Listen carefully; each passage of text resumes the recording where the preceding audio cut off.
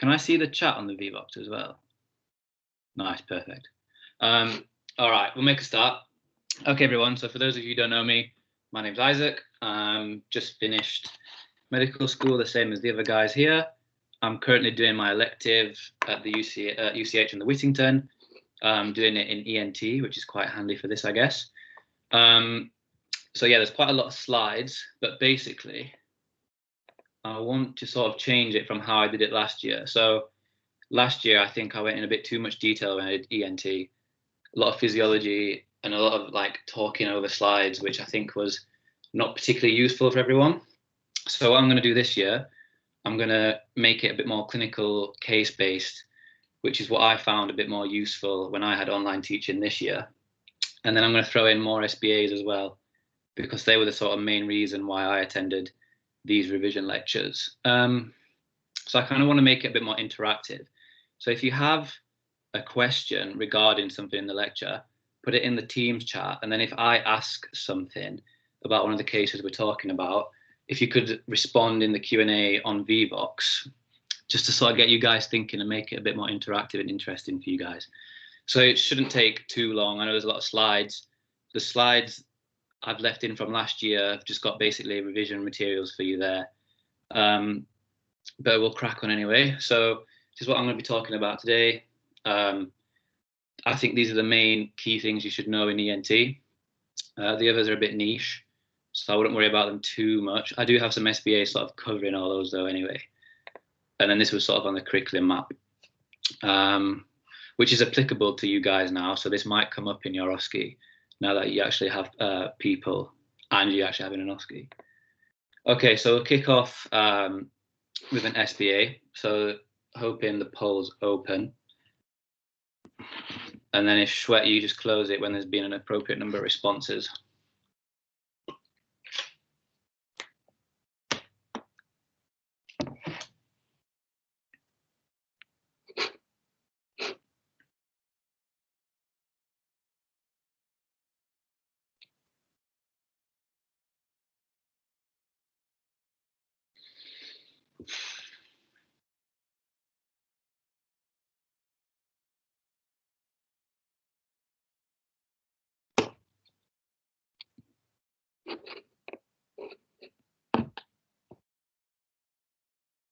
We can close it, Shwet. I don't know how many people have answered.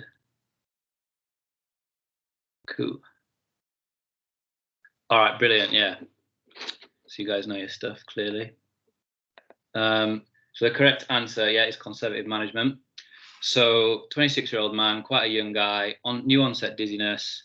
He's not got any hearing loss, tinnitus or vomiting, and he's had a recent upper respiratory tract infection. So quite rightly, this guy needs conservative management. This just sounds like a simple case of vestibular neuritis. So these are them. I've explained the other ones. Pro-Nepli maneuver treatment for PPV. Refer urgently to ENT would be for new onset hearing loss. MRI brain vestibular schwannoma, which we're not suspecting here, given it's just the new onset dizziness he's got. Prophylactic beta histine would be more Meniere's disease, which would be older patients, and you would expect the classic like oral fullness. So moving on to vertigo and tinnitus. So vertigo is a sort of descriptive term. It's just describing like a sensation of movement between the patient and the environment. They feel like the room might be spinning, you know, like when you've been spinning around and you suddenly stop and the room kind of goes like that. It's also associated with nausea, vomiting, sweating, and just feeling a bit generally unwell.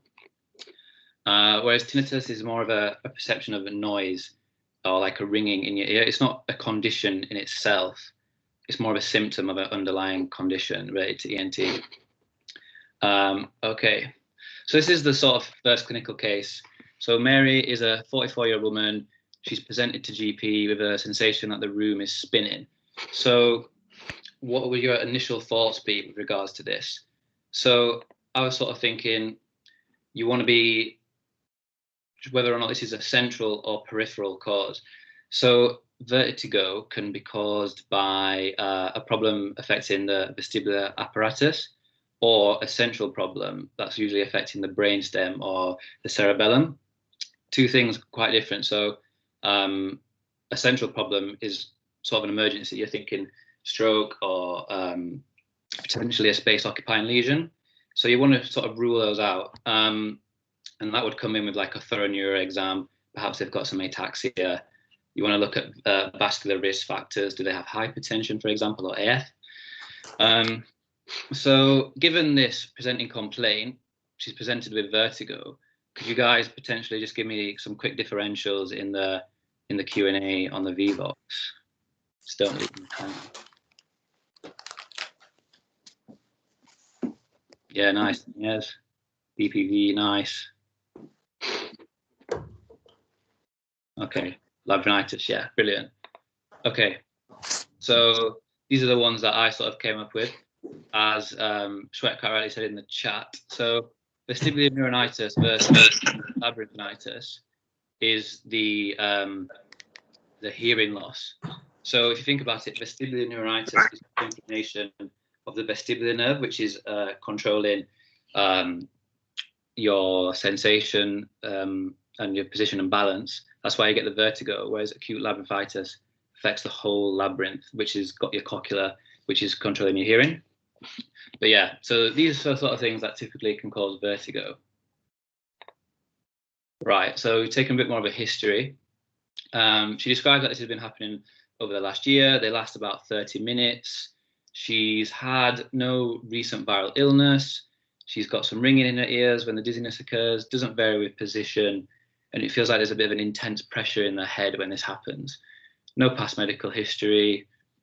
She does have some vascular risk factors. Mother had a stroke and her father died of heart attack. But given the history, we wouldn't be thinking of a central cause at this point.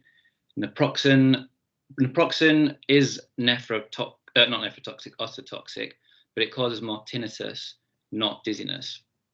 And quite a bog standard social history.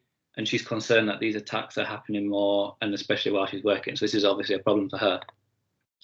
So I'm trying to tailor this a bit more to like how the OSCEs might be.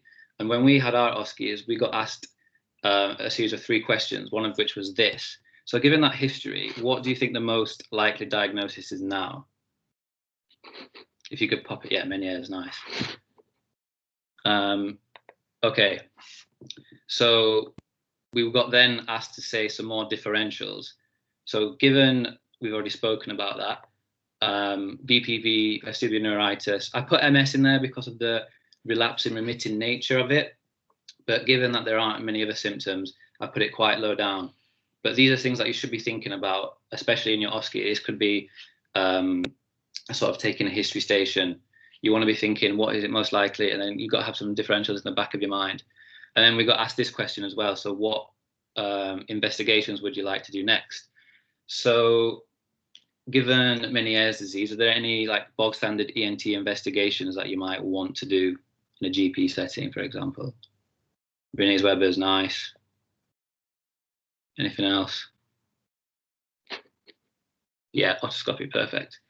So I've got here Reniers-Weber's otoscopy. Dix-Hallpike diagnoses or recreates the sensation of vertigo if you have BPV. But given that she said it doesn't change with movement, less likely, but still something that you could do. These are all quite sensible suggestions for things that you'd like to investigate next. So given that you could be given this in an OSCE, so we got asked to sort of take a history from a man who had a change in bowel habit, and then we had to sort of explain why we suspected it might have been bowel cancer and what we'd want to do next. So patient counselling is quite important. So you want to sort of explain what you think's going off, and then you need to explain what you're going to do. So Meniere's disease is referred to ENT in order to be diagnosed. So you could explain that that's what you're going to do, refer to ENT, and then you could suggest some buccal prochlorperazine to help with the acute attacks. Okay, next. Okay, so we'll just have another SBA.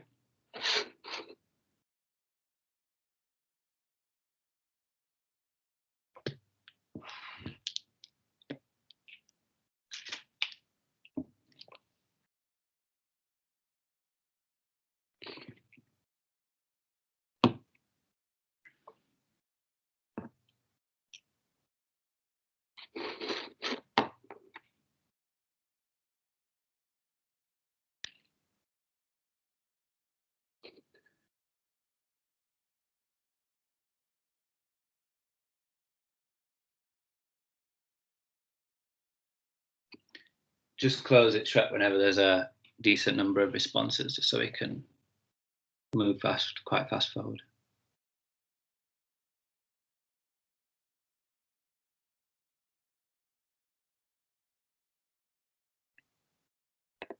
Okay, nice, yeah.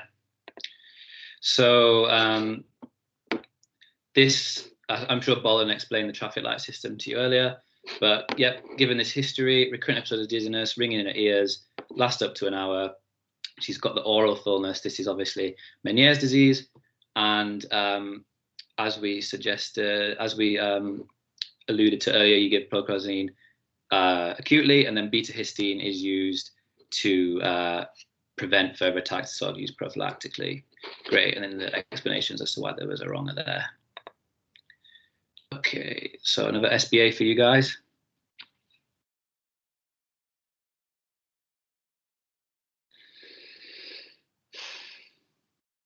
I think I kind of mentioned this earlier as well.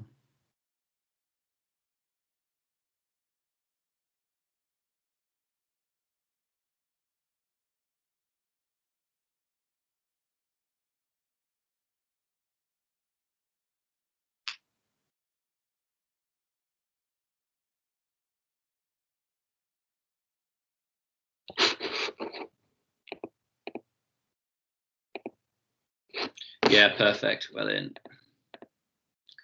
Yeah, so naproxen. Yeah, as I mentioned, naproxen can cause tinnitus. But this is quite important to know, and especially like common side effects of drugs. Also looking out for in the history. So osteoarthritis suggests that this patient might take NSAIDs to help with the pain for that.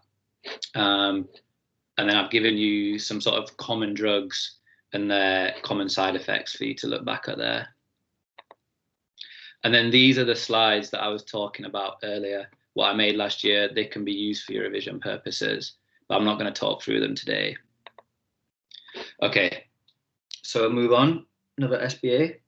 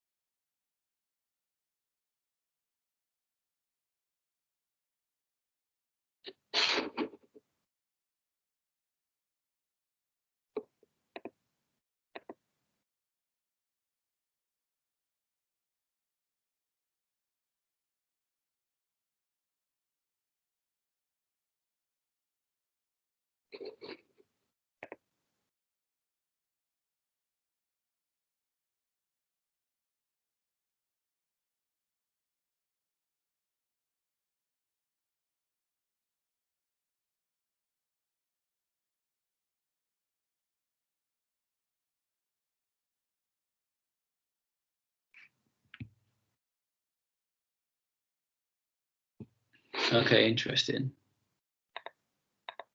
So I put ciprofloxacin for this question. So this is a 55-year-old man presenting with left ear pain, and it's been present for 4 weeks, which is quite a long time. And he's noticed offensive discharge, and he's got headache. So these are quite sort of red flags. He's apyrexial, which is good, suggesting that probably not systemic infection. And you can see some creamy discharge from the right ear. And there's pus, and the canal looks erythematous. But the tympanic membrane appears normal. And he's got a past medical history of diabetes. So given this picture, you're thinking it's otitis externa.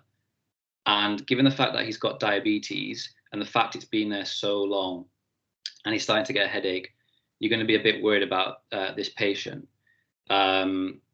So you're thinking more like atypical sort of bacteria that might be causing this. So this is why you give the ciprofloxacin.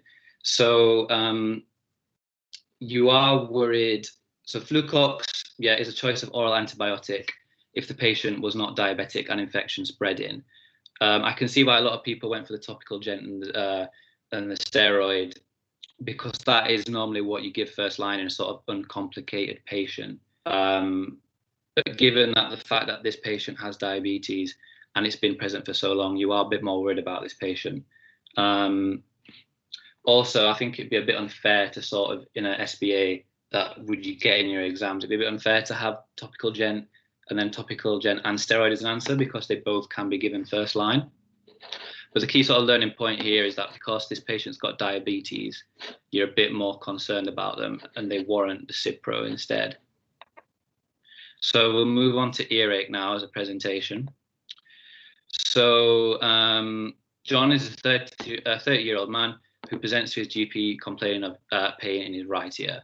So this is a very sort of common presentation to GP. So what sort of key questions would you be thinking about in this patient?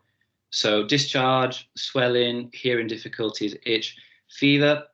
So basically we want to sort of rule out otitis externa, otitis media. These are sort of the main common things that could present, and we want to sort of ascertain which one it is. So we'll take a further history from him.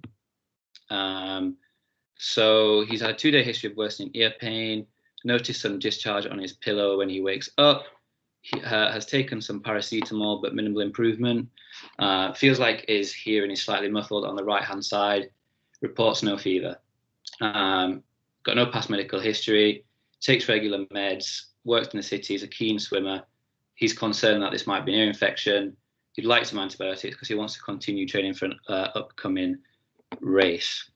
So this is a sort of barn door history that you're going to get. You know, he's a swimmer. He's noticed a bit of discharge. Paracetamol's helped. Bit of hearing loss. So we're thinking sort of here barn door otitis externa. So this is a very sort of simple case. But let's say that this patient was a lot older. Are there any other sort of key questions that you might want to think about with regards to earache in general? So earache can be a red flag. So I was sort of thinking any problems relating to the throat. So pain and difficulty on swallowing, hoarseness, weight loss. Basically, ear pain can be referred pain from the throat. Has this happened quite a lot? Recurrent sort of otitis externa, otitis media infections can be quite problematic, and these can be a bit of a worry. They sometimes require referral to ENT. Also, his past medical history. So as I mentioned earlier, diabetes sort of can make these infections worse. Same with immunocompromise. So things like HIV, for example. Smoking history, again, relating to the cancer. Is this an apical lung tumor that's causing referred pain, or a laryngeal cancer? And then extracranial and intracranial complications. So these can arise from prolonged otitis media infections. So you can get things like facial nerve palsy, mastoiditis, something that you guys should be aware of. And that's where the infection spreads from the middle ear and forms an abscess in sort of the mastoid air spaces of the temporal bone. And you classically get protrusion of the ear forward. You get quite a large mastoid swelling, and it's very tender on there. Also, meningitis is an important complication. So these are things that you should be thinking about when you're approaching a sort of earache history. Okay, so what would you do next in this patient? I've just seen there's some questions. Okay, so you guys have sort of answered those. So if you were seeing this patient in GP, what would you do next? Think back to like examinations. Yeah, examine the ear, perfect.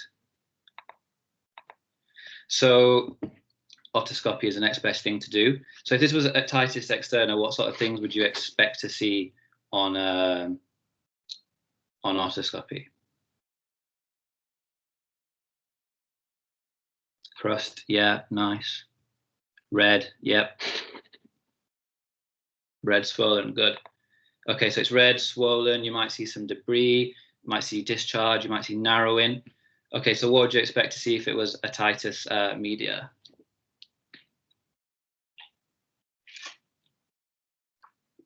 Yeah, perforation if it's bad. Bulging tympanic membrane. Nice, spot on. Perfect. You've got everything. Okay, so this is his otoscopy. So as you can see, it's red, quite erythematous, swollen. Can you tell me what's the important thing about this otoscopy? What can you see that's important? Any ideas? Not lesion. Think about the eardrum. Yeah, you can see the attic, which is good, actually. That's a good point. Yeah, Mario, if you can see the cone of light, so that basically you can see the eardrum. This is good because it sort of helps with the management. If you're unable to see the eardrum, you need to insert a poke wick, which sort of you insert it into the ear through the bulging sort of redness and swelling, and it allows the topical antibiotics to get through. But this patient has mild to moderate otitis externa, so we're just going to give a topical antibiotics and steroids. So when do you give oral antibiotics? Oh, sorry, I shouldn't have done that. I was going to ask you. But basically, yeah. So when do you give oral antibiotics? If the cellulitis is extending beyond the ear canal, so out of the ear. If they've got high fever, high risk patients, and unable to insert poke wick. So this is why the question that I asked at the start, I guaranteed it was a bit of a hard question. There was a lot going off, but that patient was high risk because of his diabetes. And in patients with diabetes, you give Cipro first line. Yeah, and then if this patient weren't responding, so if it was persisting for quite a long time, you can think about referring to ENT. And unfortunately, this patient, given the fact he's a swimmer and he wants to continue training, you do need to remind them that it is paramount that they keep the ear dry. Discharge on the pillow, is it the burst tympanic membrane? Yeah, I can kind of see that's more of like a classical presentation. I was just thinking it's more of like just crusty discharge that the patient had in his ear. That's a good question. Sorry, I should have made that a bit clearer. Okay, so we've got another SPA here.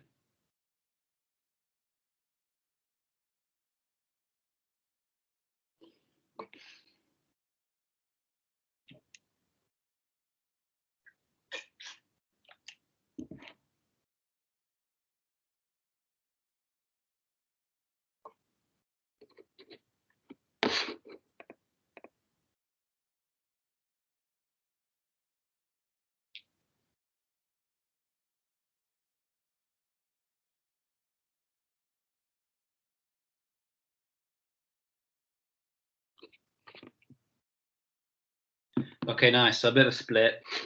So the answer to this is paracetamol. So basically, this is a 3-year-old. The child's become a bit more irritable over the last 2 days, been tugging at the ear, suggesting that there might be some pain there. The child's otherwise well, but has had a bit of a cough and runny nose the last week. Got a bulging tympanic membrane. So how should this child be managed? He's allergic to penicillin. So I tried to trick you there by saying allergic to penicillin, but this is Otitis Media, and normally it is a viral sort of cause. And they don't sort of encourage you to give antibiotics straight away. Given the fact it's viral, it should just sort of resolve itself. And they usually say wait a few days. If it doesn't make any difference, then they might suggest giving antibiotics. So you can get this delayed antibiotic prescription. So as I sort of explained here, urgent referral to pediatrics, not warranted. If they were under 3 and had a fever or had acute complications, you could consider that. You wouldn't give amoxicillin because the patient's allergic to penicillin, but they don't require antibiotics anyway. That's why clarithromycin is wrong. As I mentioned, it's a self-limiting viral illness in most of the cases. Advise mother to return if the child's not improved by tomorrow. So you tend to wait 4 days after symptom onset for that. So that's why that's wrong. And this has only been happening for the last 2 days. So I'd say potentially wait 2 days instead of 1. A bit tough, but just trying to illustrate a few learning points there. Okay, and then these are the revision slides that I made that you guys can use and look over in your own time. I won't explain these now. Okay, so we'll move on to the next presentation.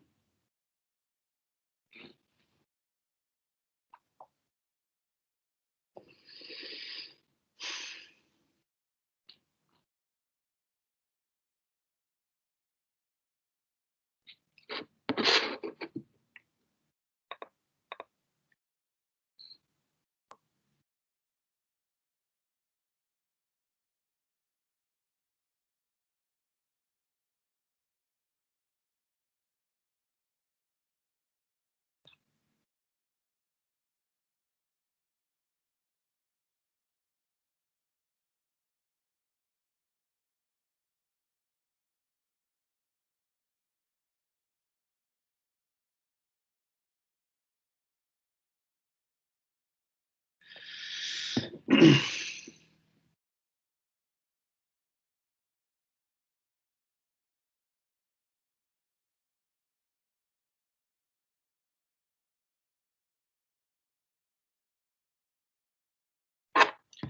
we get the poll closed, please? Yeah. Cool, thanks. Yeah, nice. Well done, everyone. So rapid rhino. So elderly man presenting with severe epistaxis. This has bled for quite a long time despite using first aid measures at home. He's got atrial fibrillation. He's taking warfarin, so this is an increased risk factor for bleeding. No clots in the mouth or throat, which is good, but we can't see an invisible site of bleeding. This could be due to the fact it's quite high up, or there just could be so much blood we can't see. So there's no need to send him to theatre. There's no mention of him being very, very unwell with an uncontrollable bleed or a posterior bleed, because we'd expect to see blood at the back of the throat. We've already tried first aid measures which haven't worked, and plus you tell him to sit forward, not backwards. We're not going to cauterize this because we can't see any site of bleeding. So we'll give a rapid rhino in this emergency sort of ABCDE setting. Nice. Okay. So we'll move on to epistaxis. So epistaxis, like, people might turn their nose up to it, like, no pun intended, but they can be quite severe, and they can hospitalize patients, and it can be quite a severe hemorrhage. They can lose quite a lot of blood. I'm sure you know they're split into anterior or posterior bleeds. Anterior bleeds tend to have a visible sort of site where the blood's coming from, called Kisselbach's plexus in Little's area. And posterior hemorrhages, they tend to be the worst ones. They're the ones that are from like deeper structures within the nasopharynx. And these ones occur more frequently in older patients. And these are the ones that can have airway compromise or risk of aspiration. So we'll move on to the next case. So this is an 80-year-old man. He's brought into A&E and he's got severe epistaxis. So you are the F1 on shift. What are you going to do, basically? So the way I thought about this was, it's basically an ABCDE situation. So you want to get a handover from the ambulance paramedics, take a brief history from the patient if they're lucid and able to talk, and then you're going to move into sort of your doctor's ABCDE. So focused histories are something that UCL seem to have brought about a bit more. I don't remember doing this in fourth year as much, but they like to make these integrated stations. So it's stuff you should practice. So given the situation, what sort of focused history questions might you want to ask this patient if they were able to talk to you, given they presented with a severe epistaxis? How long? Yep, good. Trauma? Yes, nice. Medications? Good. Yeah, spot on. Nice. So I sort of, yeah, first aid measures as well. Good. Well done. Well done. Bleeding disorders as well. Both nostrils? Good. Yeah, nice. Good questions. So yeah, I was thinking, any falls? Is it due to trauma, or is it spontaneous? Are they on any medication? So warfarin, blood thinners, anticoagulants. Do they have any bleeding disorders? And have they tried any first aid measures? Is it a recurrent problem or first time? Both nostrils is a good question. I've not thought about that. Brilliant. So given his focus history, he takes Ramipil, amlodipine, takes ticagrelor, so that could be a bit of a problem. Reports no trauma, it was a spontaneous bleed. He's tried first aid measures and there's no bleeding disorders. Right, so we're going to sort of move into a ABCDE approach. So danger, safe to approach. Response, patient speaks but the airway's patent. Okay, brilliant. Shout, so I like to say doctors, just so you don't forget. Sometimes, you know, when you're in the stress of an ABCD situation, you might forget to call for help. It's always better to call for help sooner rather than later, irrespective of what's going off. Okay, so airway, patient speaking, airway patent.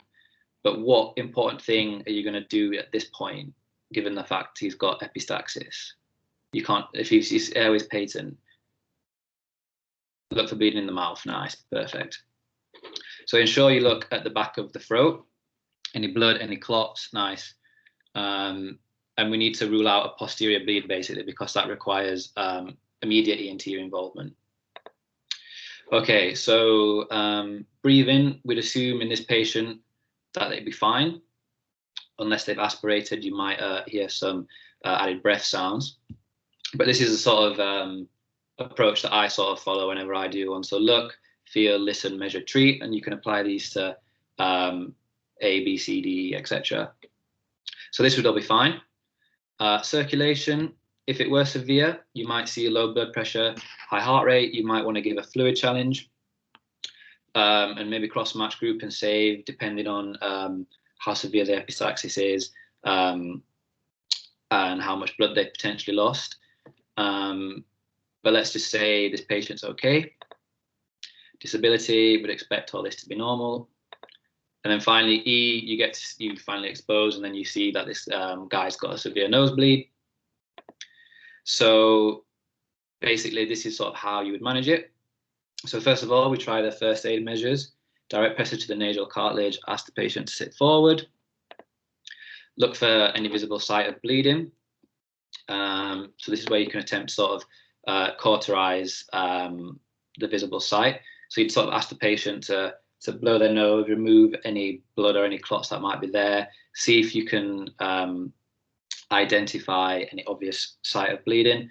And then you use some like topical local anesthetic spray. You wait for that to sort of work. And you use a silver nitrate, like little stick thing. I've seen them do it before when I was doing my ENT last year.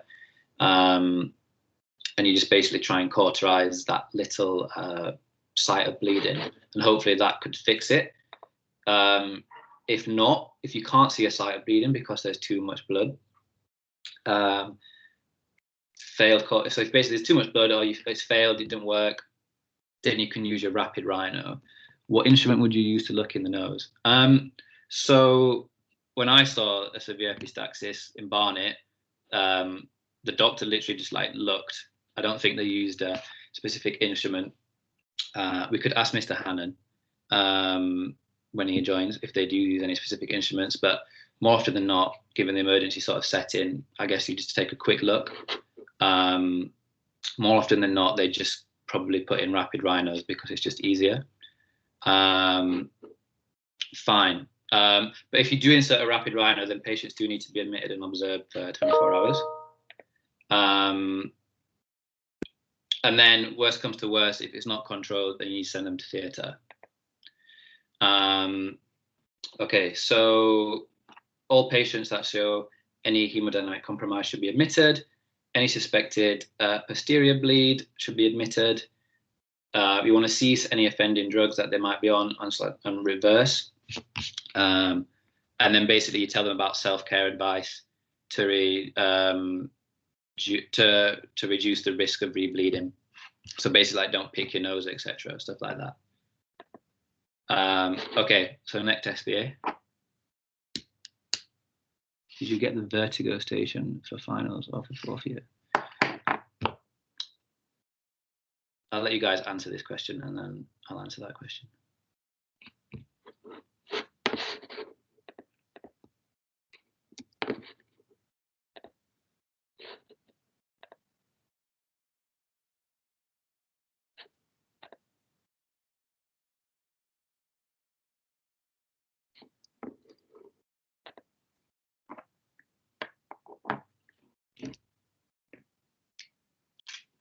Yeah, nice. Just one of those little random facts. I've seen it thrown about. Just something you should just be aware of, need to know. I wouldn't deep it too much, but it might come up as a question. Yep, and then as we mentioned, these are the slides that I prepared last time. Niche causes of nosebleeds, SBA favourites, sort of summarise those there for you. Before I move on to that, so sorry, random question. Did you get the vertigo station for finals or for fourth year? We didn't. I don't remember doing a vertigo station, but I do remember we've done Renee's and Weber's testing in OSCE. I think that was in second year. It might come up, I don't know. But it didn't come up in our finals. Okay, so next question.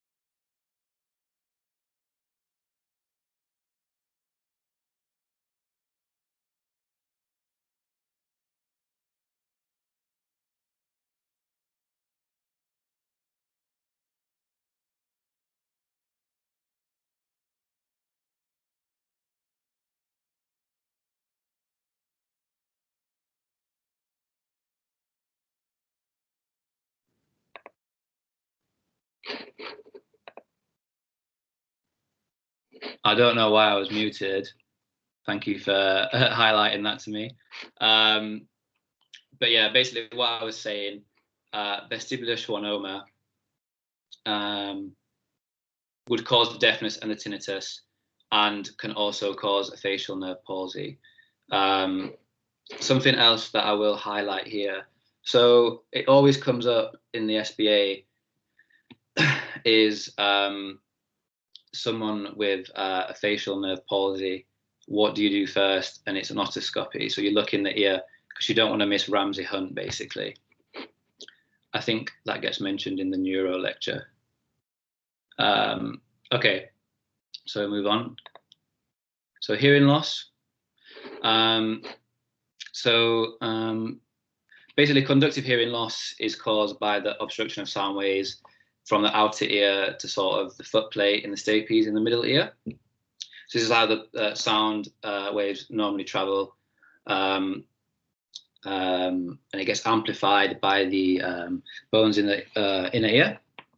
Where sensory neural loss results from damage or death to the intracochlear hair cells or the nerve itself. I wouldn't worry about the physiology too much, but we'll move on to the next sort of presentation. So we've got a 27-year-old woman presents to A&E department with sudden onset hearing loss. So any initial thoughts about this? Any key questions that you might want to ask?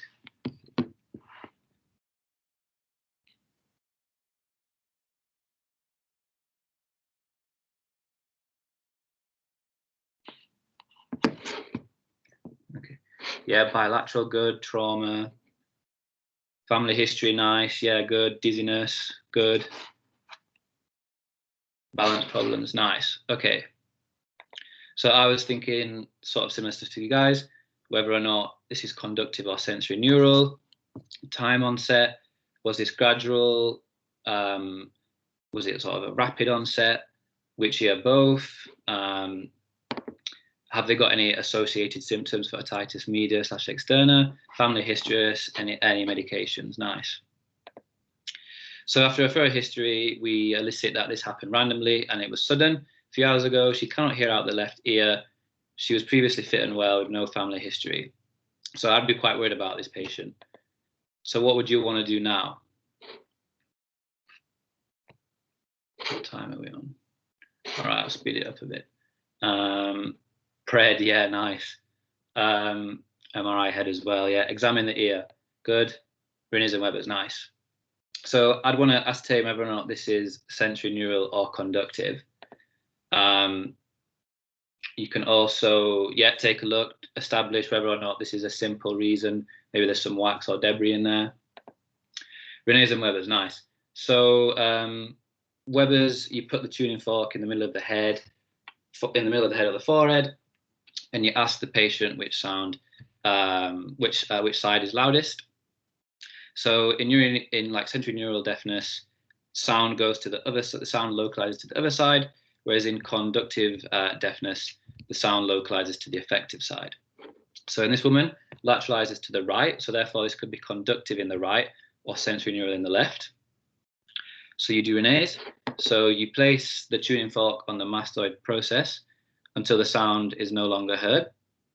And then you put it in front of the ear, and they should be able to hear it then. So a positive test is air conduction is better than bone. Negative test, bone conduction is better than air, suggesting conductive hearing loss. So the air conduction was basically the same on both sides. So this suggests that this woman has sudden onset sensory neural hearing loss in the left ear. So what would you do now? And we've already mentioned it, steroid and refer to ENT.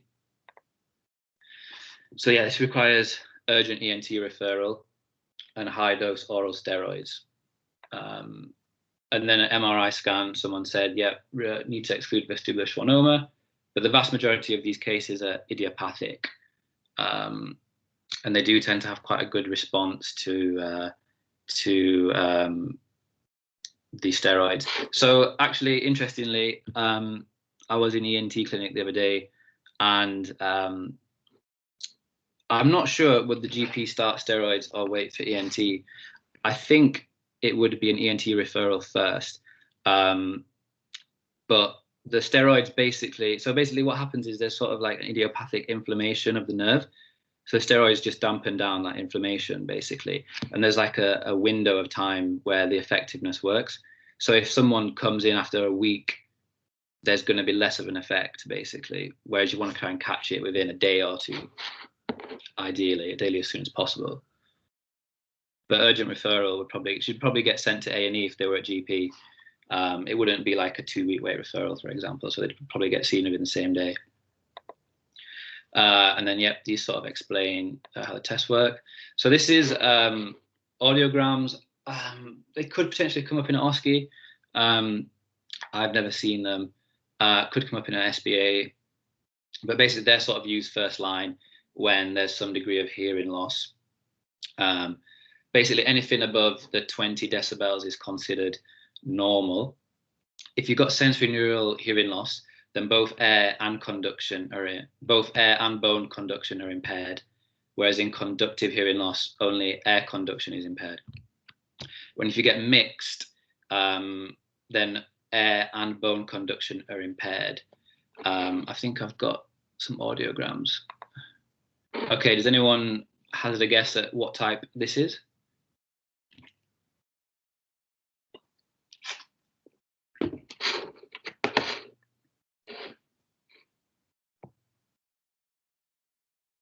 Yeah, nice, mixed. So basically, the reason why it's mixed is because if it were sensory neural, the nerve would be damaged. So you'd get reduced response to both sound. You'd get a reduced response to sound conduction anyway. So they'd both get reduced. And then if you think about it, if you've got a conductive hearing loss on top of that, then the air conduction is going to be even worse. So you're going to get a baseline knockoff because of mixed. And then you're going to get added on worse air conduction because of the conductive hearing loss. Whereas this one is sensory neural because they're both effective equally. Oops, what have I done there? Yeah, cool, fine, nice. Okay, quick SBA. Let me just email this link to Mr. Hannon.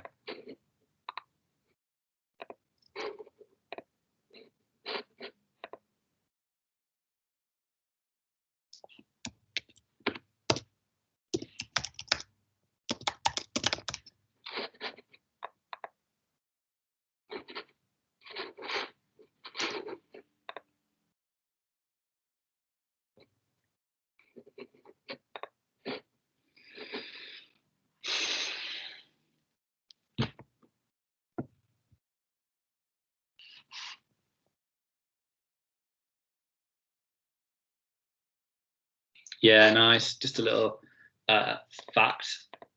Autosomal dominant. So yeah, this is oh, go on. Otosclerosis. God, I forgot the name then. Yep. Bond also presentation, bilateral hearing loss, family history, conductive hearing loss, flamingo tinge as well as one of those little buzzwords. Yeah, I'd just sort of be aware of that.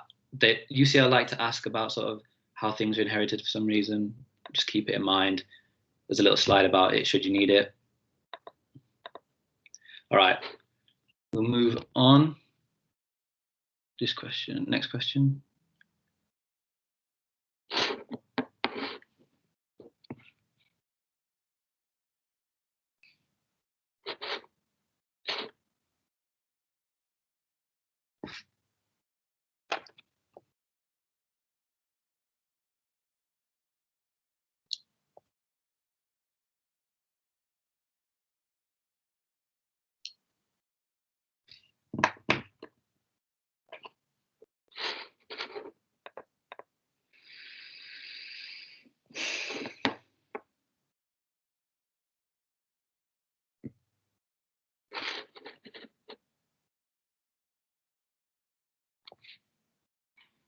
Yeah, nice, good spot.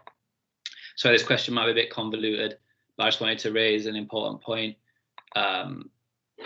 So basically, what I'm getting at here, this chap basically had mono, didn't have a sore throat, and was prescribed amoxicillin most likely, and you get this sort of reaction, and it happens basically in like all patients who have mono and then get given amoxicillin.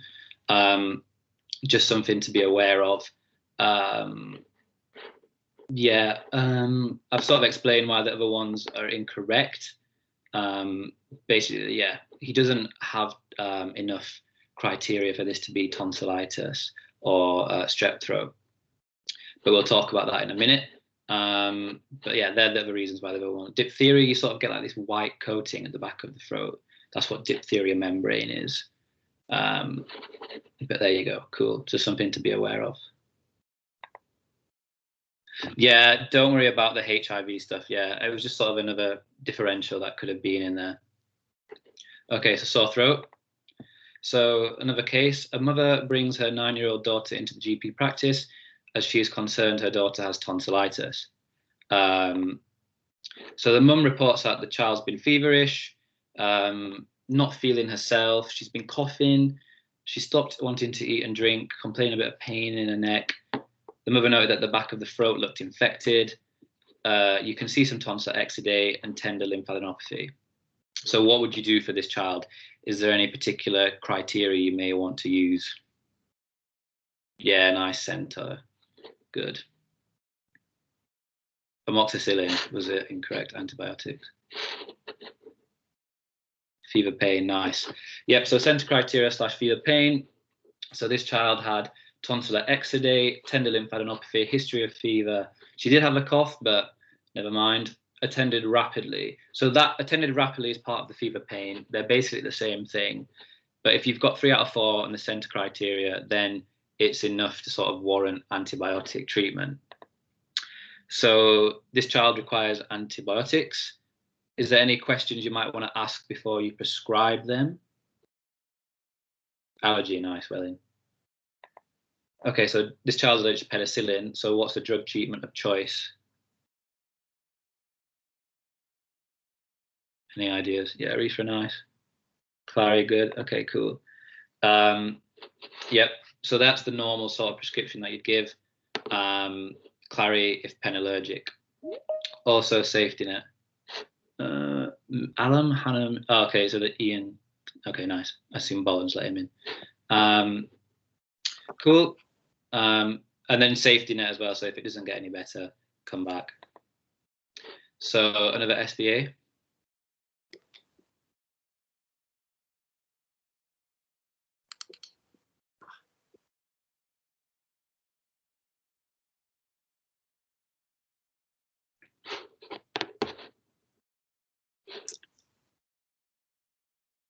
Isaac, I'm just saying hello. Can you Hi, hear me? Mr. Hannon. Yeah, thank you for Fantastic. joining. Yeah, no, great. No, it's okay. No, there's the link problem. I'll stay quiet until you need me. Brilliant. Thank you very much.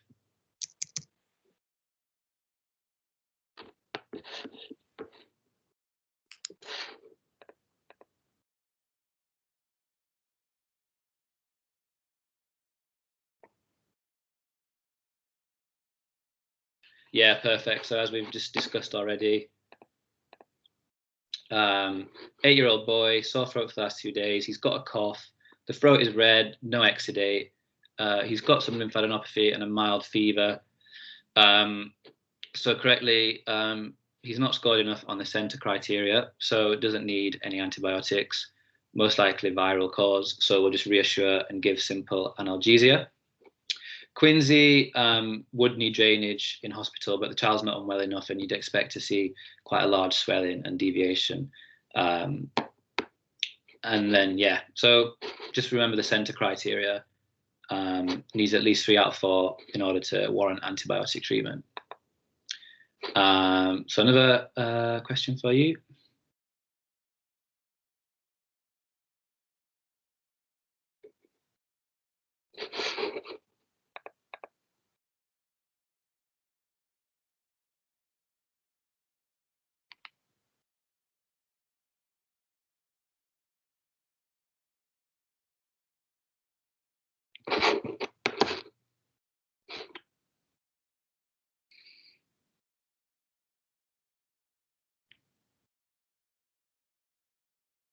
Yeah, nice, good stuff. Oops, sorry. Yeah, so this is just another little fact that you should know. I've seen it come up a few times in SBAs and mentioned. If there's a patient who's had a tonsillectomy and they're bleeding within 24 hours, they need to be sent back to theatre immediately. Just remember that fact, basically. And then here are the slides on sore throat, should you need to look at them in your own time, revision purposes, and tonsillectomy as well. Okay, so we'll move on to the next sort of case. Just wary of time for vascular. There's not much left. This is the last one.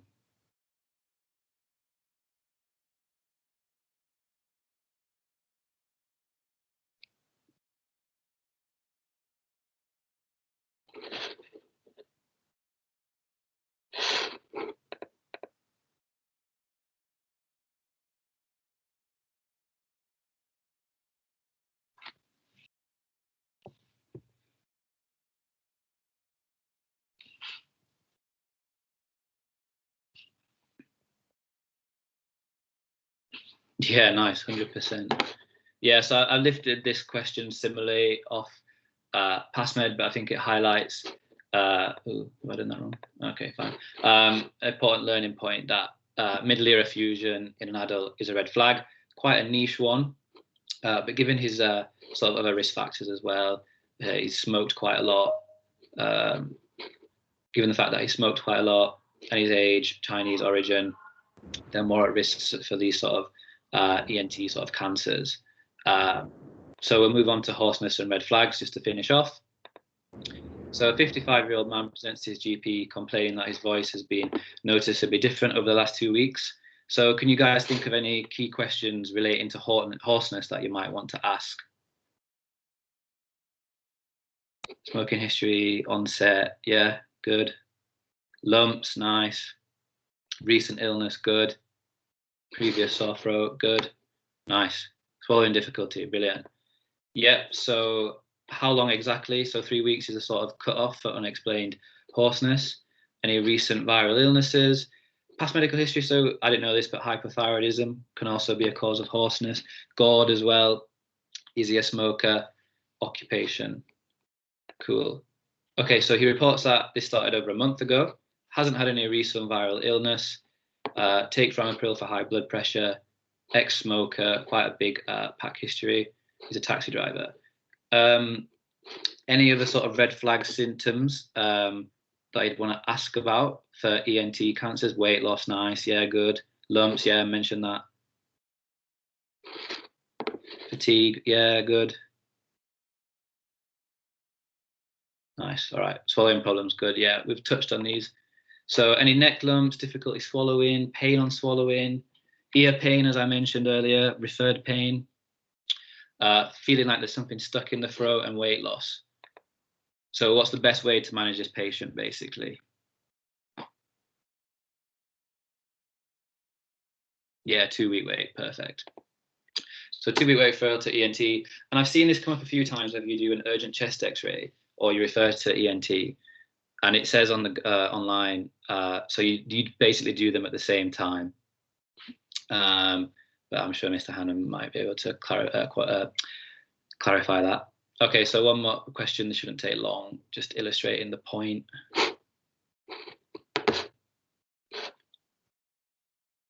Chest X-ray to like rule out any like apical lung lesions that might be causing the hoarseness, so like Pancoast tumor.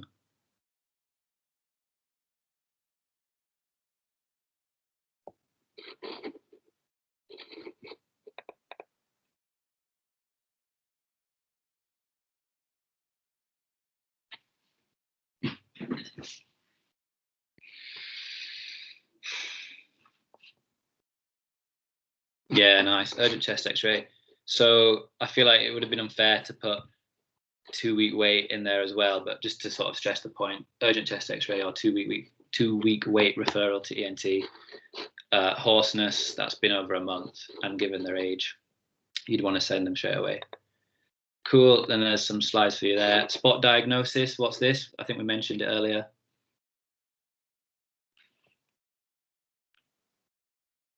Yeah, cholesteatoma. So you can see the attic has been completely invaded there. Nice. Done that already. Yep, good. And then there's a slide for you there to look at in your own time. Okay, so these are like the niche SBAs that I sort of remember from exams and like things that come up quite often in ENT, and just like sort of like good things to sort of remember. So I'll quickly do these, and then if there's any questions for Mr. Hannum, we can move on before we do VASC. Have a little break.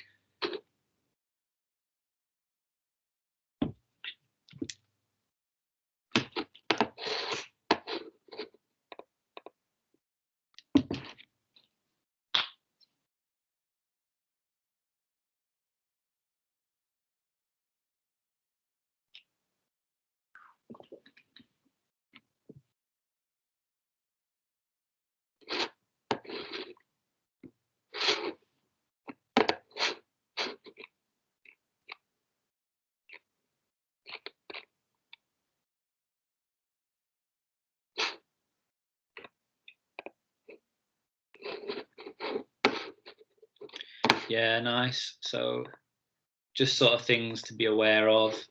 These are like the buzzwords associated with them. Just to sort of keep in mind, there could be an SBA on it, but I wouldn't read into it too much.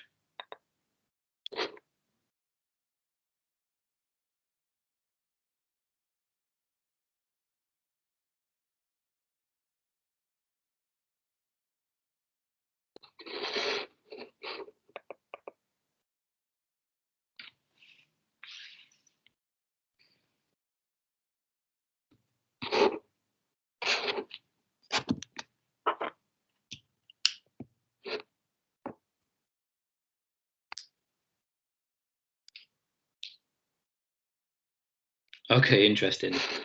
Okay, so not many people know. Okay, so the correct answer to this is that, anaplastic. So this is sort of how I remember them. I didn't really learn much about thyroid cancers. I just sort of knew this rule, and it just seems to sort of work. So the way I sort of remember it is they're in alphabetical order. They're the most aggressive ones, and they get least aggressive as you go down the alphabet. So anaplastic is the most aggressive. So that's hence the rapidly enlarging neck lump. And then A for age, and they become younger as they present. So anaplastic tends to be elderly patients, whereas papillary tends to be younger patients. And that's basically all I've ever used. I think I told this Ed, and he was like, this rule is very, very good, very useful. And then medullary is associated with calcitonin, another buzzword for you to sort of remember. And then last two quickly.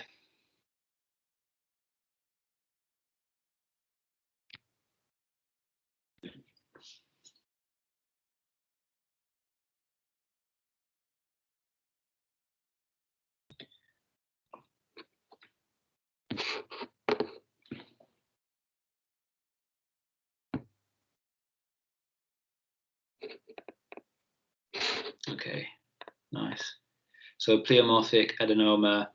I don't particularly know much about these, but there were two questions on them. Given the fact that it's quite large, it's been slowly growing, and his age, this makes pleomorphic the most likely. I think watering tumors tend to be in older patients, like in their 70s and 80s, but these are both benign, basically. These are the ones that tend to get asked about. And then last but not least.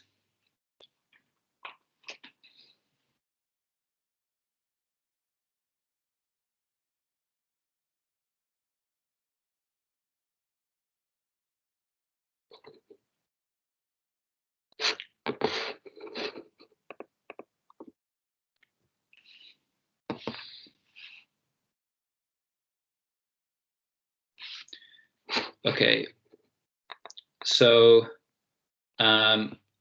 something similar came up in our exams. So I'm kind of getting that this is more of a malignant tumor, given the fact that it's become painful and then it's grown very quickly.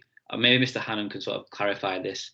I think acinic cell carcinoma is more common than adenocarcinoma.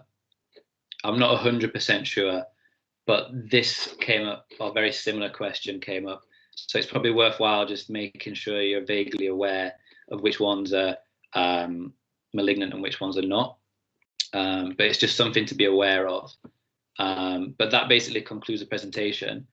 I'm sorry, it was kind of a different style. I really appreciate your feedback, whether this was more useful or less useful. I'm really intrigued. I thought I'd make it a bit different by trying to include some clinical cases instead of just reading off slides and giving you readily available information again in a different format. Please let me know what you think. I don't know if that Google Forms is right, or potentially Ed will send a new one in the chat. But yeah, I've got a different one that I'll send later. Right, cool. But please be honest with your feedback, because I can go back to how I did it last year. I just thought I'd mix it up a bit. And this is sort of what I found a bit more useful and a bit more interesting when I've had online teaching. Mr. Hannon, if you give some advice on these questions. Sure. I only caught the from I think slide 122 onwards. You've done really well to get through 148 slides there. Oh, don't worry, I didn't read through everything. And so it's superb. So great. Yeah, I'm happy to answer questions. Like I only caught the kind of last few slides there. Anyway, what would you guys like to know? I'm just trying to think if there's anything that I missed in the chat. I don't think so. I think there's not been many questions. I just wanted to clarify with regards to the parotid tumours. If in this sort of situation on this SBA with the 80-year-old man, large swelling on the side of his face that has become painful, slowly growing over many years, but recently grown very quickly, what type of parotid cancer is that most likely to be? Well, the thing is, I mean, with these sort of questions, I mean, but it could either be 4 or 5. I mean, I was when I saw that question first, I was actually going for adenocarcinoma in mind first. But actually, you know, you could easily go for acinic cell carcinoma. They're both I think the key thing here, as you said with the previous one, pleomorphic adenomas. Basically, the reason why we remove them, because they're benign masses. You might ask, what's the point of removing these things? Because there is a chance of malignant transformation down the line, which tends to be an adenocarcinoma down the line. So yeah, I did change the answer. I did put adeno first, and then I read that acinic are more common, so I thought maybe that's why. Yeah, very well could be, but I think, you know, I mean, it doesn't say in this scenario. I suppose if it said if this was a, you know, long-standing pleomorphic, which it could have been, because he's had this there for many years, and then it transforms. So, but I think with MCQs, it's always a bit tricky, because actually there's, you know, especially in practice, there's always more than one answer as time goes on. Even with the previous one, you know, it was a 60-year-old. I was kind of tempted to say Warfarin's there because I know you said Warfarin's is more common as you get 70s, 80s, but actually, I've looked after Warfarin's patients from like 50s onwards, and this is those patients. So, but it's the discussion points are there as well. So I think it's I suppose the most likely answer, but it could be either of those, to be honest. Fine. Okay. No, just like little points I had from the exams. Which thyroid cancer is most common? Is a question we've just got. Papillary. Yeah, okay, fine. Sure. I think your mnemonic is excellent, because basically the thing to remember with that scenario, absolutely right, anyone who's that old presenting with a rapidly growing tumor is anaplastic, and unfortunately those are the really high mortality. Really, it's kind of almost a death sentence. There's not much you can do treatment wise anyway. So I think the mnemonic is really good with the A for anaplastic, for aged and aggressive tumors. But papillary, the way I used to think about it is like the word peds. They're not necessarily common in children, but it's younger people. So it's it's quite nice. Having said that, medullary is the odd one in there because actually that can be genetic and stuff. So you have to go for genetic screening. You mentioned the calcitonin, so they can sort of vary in age anyway. Follicular had the mnemonic I had was like follicular. You're in your 40s, 50s. Nice. So, yeah, it's kind of in the middle there. And lymphoma can vary, and it can be associated with anaplastic, but the papillary thyroid cancer is the most common one. And actually, of all cancers, I mean, the thing to remember papillary as well, it's also the one with the best prognosis. Because the thing about thyroid cancer, if you're going to have a cancer, it's just an awful thing to say, I suppose, it's a good one to have, because it's very treatable and actually curative. You can do a total thyroidectomy and get rid of it. So papillary is a good one if you're going to have one. Brilliant. All right, thank you. Sorry, Ed, I've overrun a bit, but vascular surgery now. I don't know if you guys want a break or we just crack on. Yeah, no, we'll have a 2-minute break, and then I'll blast through in an hour. I've not got that much to go through. I think I've got like 50 slides rather than 150. So. Apologies. Cool. Thank you very much, Mr. Hannon, for pleasure towards the end. Yes. Sorry I couldn't link in earlier, but that was very good. Excellent. Well, cheers. Thank you very much. Right, I'll mute myself. Let Bolin take over. How long do you want? 2 minutes? 5 minutes?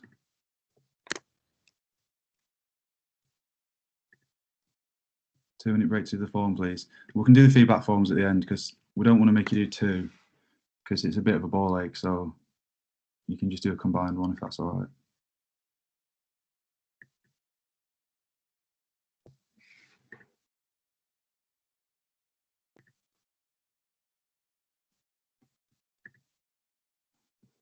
Does anyone have any questions about Isaac's ENT stuff before we move on to the cool surgery?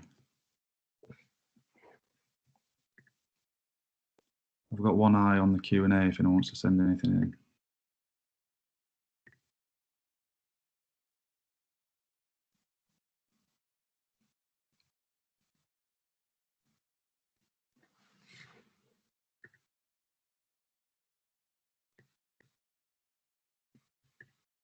Well, I can't see any questions, so we'll give it a minute and then we'll get started.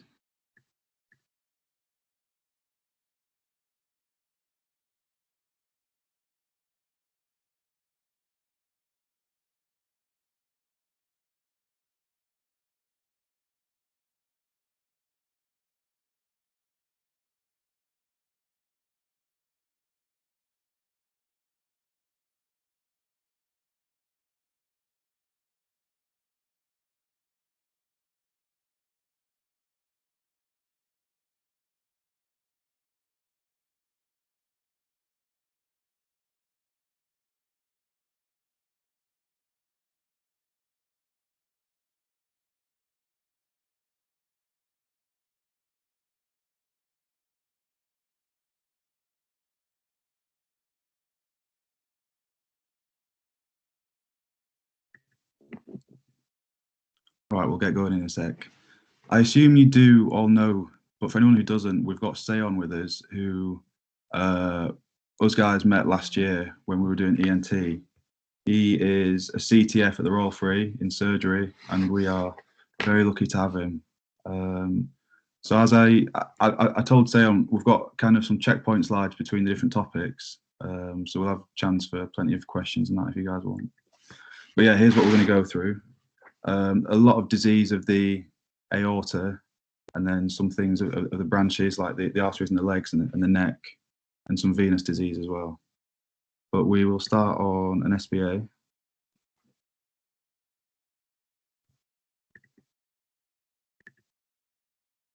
I'll give you guys like a minute for this one.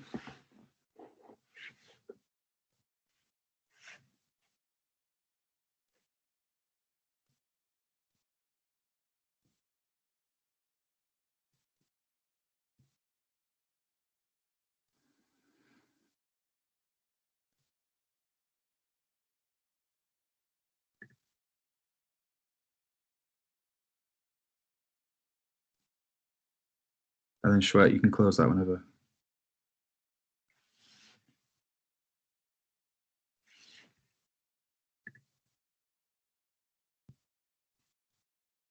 Okay, let's see what we put. Yeah, nice. So the condition that this patient had was a TIA, or transient ischemic attack, a mini stroke, which occurred secondary to carotid stenosis. So what can happen is if you have an atherosclerotic plaque in one of the carotid arteries, part can shear off and travel up to the brain and cause a TIA. The way to manage it is either medical or surgical, and it depends on the degree of stenosis of the affected artery, which is shown as a percentage. So in this person, it was 48, which is classed as non-severe. Severe is 70 or above, and that warrants surgical management. But yeah, this was less stenosed, 40%. So we give a triad of medications, which is an antihypertensive. So you can see from the vignette, this guy's already taken ramipril, and an antiplatelet and a statin. So C shows these two drugs that we want to add in. They're same drugs that you'll see time and time again in cardio. They're basically trying to reduce your cardio risk factors, just as you would for stroke, heart attack, what have you. Let's do another question. This one's a bit of a toughie.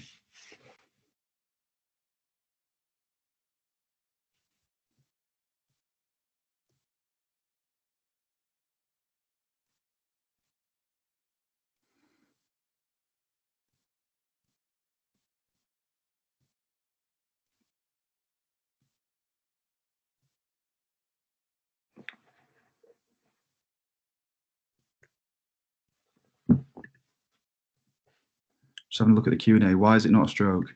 Because the symptoms lasted less than 24 hours.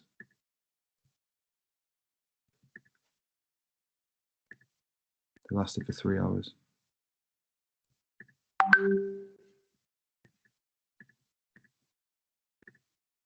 Okay. Oh, we've got a real mixed bag here, which is good because we've got an important learning point.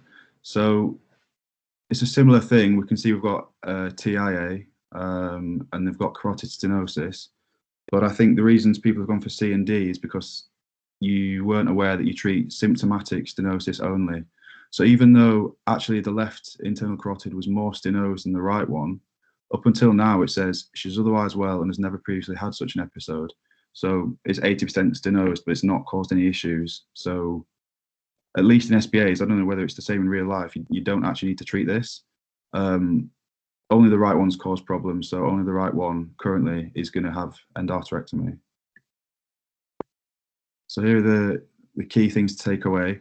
You need to know about carotid stenosis because it can cause stroke and TIA. Management is medical or surgical depending on the stenosis, with 70% being the cutoff. And you only treat symptomatic stenosis. Let me check. Do we have any questions? Or Seon, do you want to add anything before we move on? Yeah, I think what you said there is spot on from my understanding as well, Ed. Obviously, this patient has significant stenosis bilaterally, and you're going to start with the symptomatic side first. I think the other side would be something that would be followed up and possibly a decision made further down the line, but you're going to hold off doing a bilateral carotid endarterectomy for obvious reasons. You're always going to try and do a unilateral endarterectomy first before you think about the other side. So yeah, what you said is spot on. Probably would need to speak to someone from Vascular to give you a more specific, follow-up plan regarding the other side. But yeah, what you said is. Yeah, it was more of an SBA point than a real life point, but that works for these guys. Let's do another question. We're moving on to a different condition now.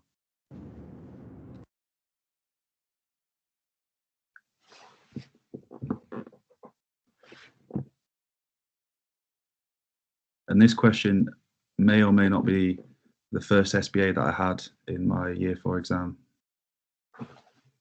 So I included it because I think it's important for you guys.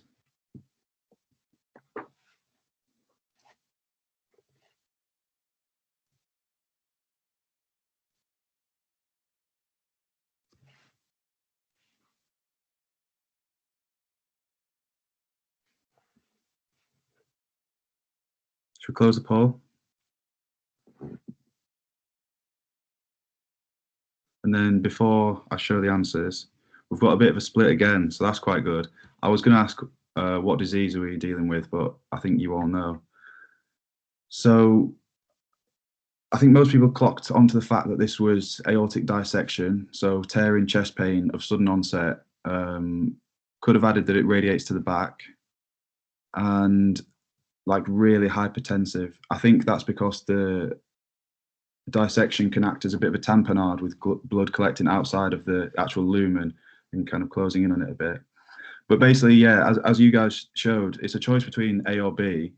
And Seon and I had a bit of a chat about this. Basically, a CT aortogram or CT angiogram, the same thing, like requires that the patient be on the bed in the CT machine by themselves, with no one sort of by the bedside due to radiation, and it takes a little while. So if they're like shocked and really unwell, that's not a safe thing to do.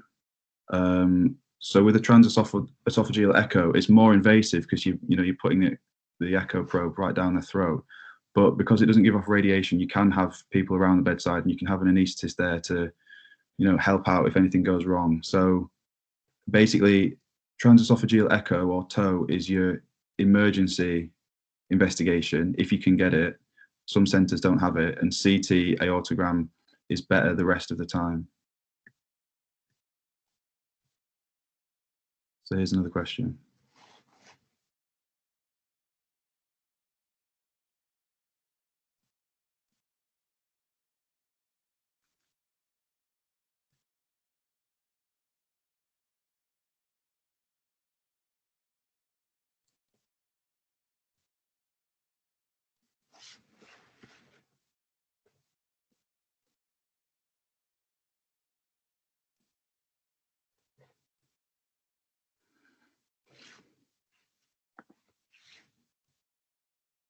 Okay, let's close the poll.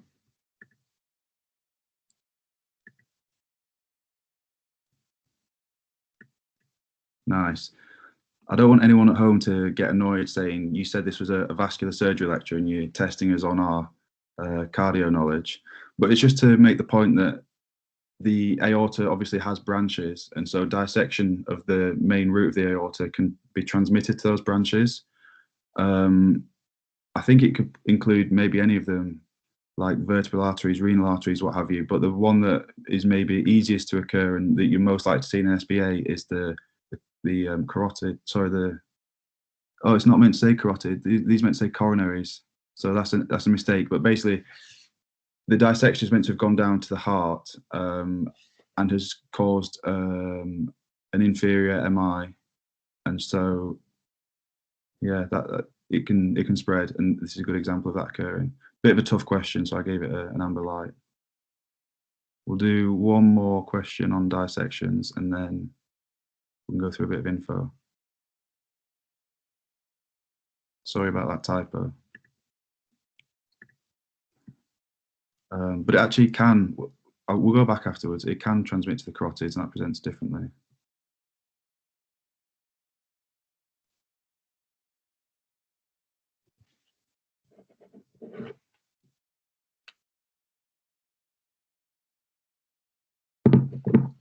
Okay. Oh, Shwet, you've messed up the poll. I think I saw that people had gone for C or D. So basically, you can have medical or surgical management of aortic dissection, and it depends on the type of dissection that you're dealing with. So CT showed dissection of the ascending aorta, so you need to do two things. Your medical management is an intravenous beta blocker to bring the pressure down, and then all all dissected ascending aortas need surgical repair. And just to go back to address the typo from earlier, I think we've had a question previously on carotid involvement in dissection, and it's the same thing, like tearing chest pain, and I think they get face pain as well. But yeah, so dissection, I think a vignette will always have hypertension because it's a really important risk factor. All the patients that we've seen in these questions have been hypertensive. The classical presentation is central tearing chest pain, which can radiate to the back and can radiate elsewhere depending on involvement of the branches, like the carotid. You can have different blood pressures in one arm versus the other, or an arm versus leg. So I'm struggling to think what the name of the branch is, but basically if the artery to the right arm comes off before the dissection, then the pressure in there will be unchanged, whereas the pressure in the left arm, if that is after the dissection, will be affected. And yeah, so that little table just shows a couple of other like areas that the dissection can go to. If it goes to the aortic root or the aortic annulus where the valve's attached, then you can get regurgitation. And there's a nice picture of what it looks like. You kind of get a false lumen or a space outside the main lumen. So yeah, two types to recognize, I said, those that have involvement of the ascending aorta and those that don't. If you've looked in the Oxford Handbook, you'll see there's two classifications, but you only need to know about the Stanford one. So type A involves the ascending aorta and does need to be managed surgically. Type B doesn't and can be managed medically unless there are involvement of branches like a renal artery with subsequent AKI. And just to note as well, a type A can also include the descending aorta. That doesn't really matter. It's more whether or not it has the ascending involved. So if you have someone, oh yeah, by the way, someone put in the chat the answer to that question. What is the Stanford classification for that dissection that we can see there? Is it A or B? A, yeah, exactly. So if you look at the top, the fried egg, you can see, I think the slightly darker bit on the left is the false lumen, which is in the ascending aorta, and that paler bit is the actual lumen. So if someone has this central tearing chest pain and you suspect aortic dissection, you need to think about initial investigations, i.e. things that you can do quickly and easily, and definitive ones or diagnostic ones. So initially you need to do ECG. As we've seen in the question earlier, the dissection can involve coronary arteries and cause myocardial ischemia. ECG you can do in, I don't know, 2 or 3 minutes and just exclude that extra problem that you need to deal with. Diagnostic wise, we've talked about CT versus TOE. CT if they're stable, i.e. it's an urgent situation, and TOE if they're not, and it's an emergency situation, and that's if you can get it as well. I think in an SBA, assume that you do have access to it. In real life, it's a bit different. And then if you want it to plan surgery, so you want to put in fenestrated repair or something, CT is the best.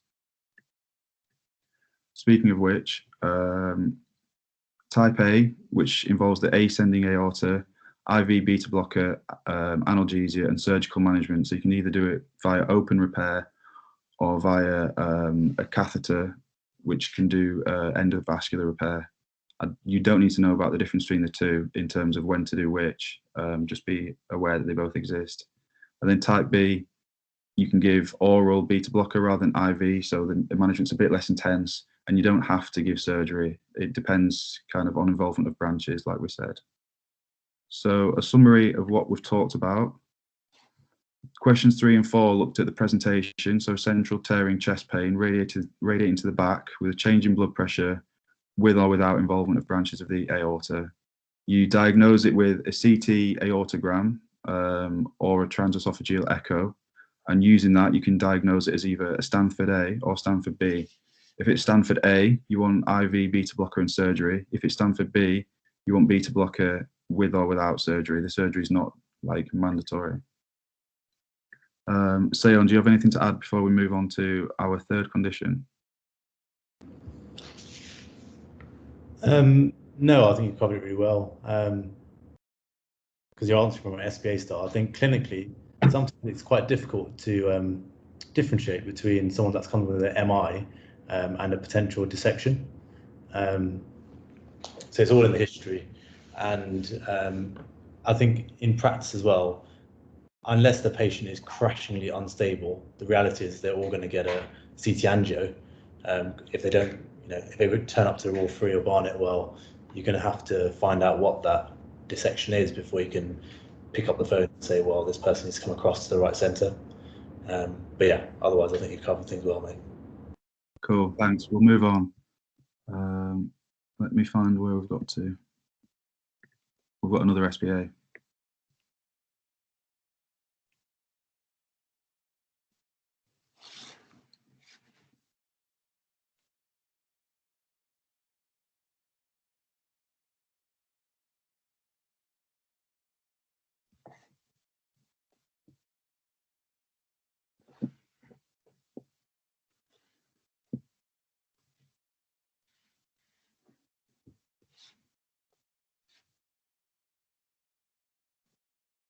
Let's see what you've all put. Okay, nearly everyone's got it, so we'll go through it briefly. We've just talked about a dissection where you get a break in the, I think maybe intima media or something, and you get blood traveling into the wall of the vessel. This is different. This is where the vessel is stretched out. You'll have the same risk factors, so cardiovascular background, hypertension, and what have you. Classical patient is a 65-year-old man. And again, it's pain that radiates to the back, but you're more likely to have an aortic aneurysm in the abdomen and the thorax. So it's gnawing abdominal pain. You can sometimes examine these people and find they have a palpable pulsatile expansile mass. Palpable meaning you can feel it by putting your hand on them. Pulsatile does what it says on the tin. And expansile is something that you get with AAAs that you don't get with other things, and that's where it expands and contracts and expands and contracts and so on. So yeah, what we can see there in that picture is just a huge abdominal aorta just next to the vertebra and with some other surrounding structures.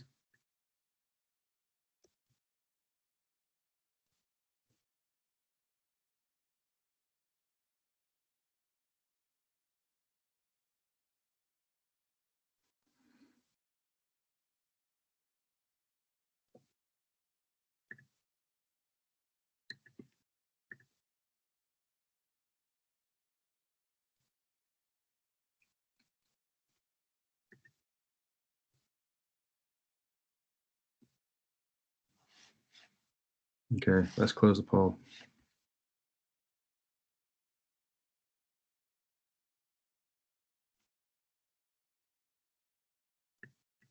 Nice. I was trying to throw you off, but you've dodged that one. So a AAA can be urgent or emergency, and you've realised that this guy's AAA has now ruptured and he's kind of bleeding out into his abdomen and he's in shock. As such, it's an emergency, and so a percutaneous procedure via catheter, i.e. endovascular repair, isn't enough. What you need to do is a midline laparotomy. So basically just cut open the abdomen and initially put a clamp on the aorta proximal to the bleed, otherwise the guy will die. And then once you've done that, you can do surgery. So well done on smashing that. You can see from the obs that, yeah, he's in a spot of bother.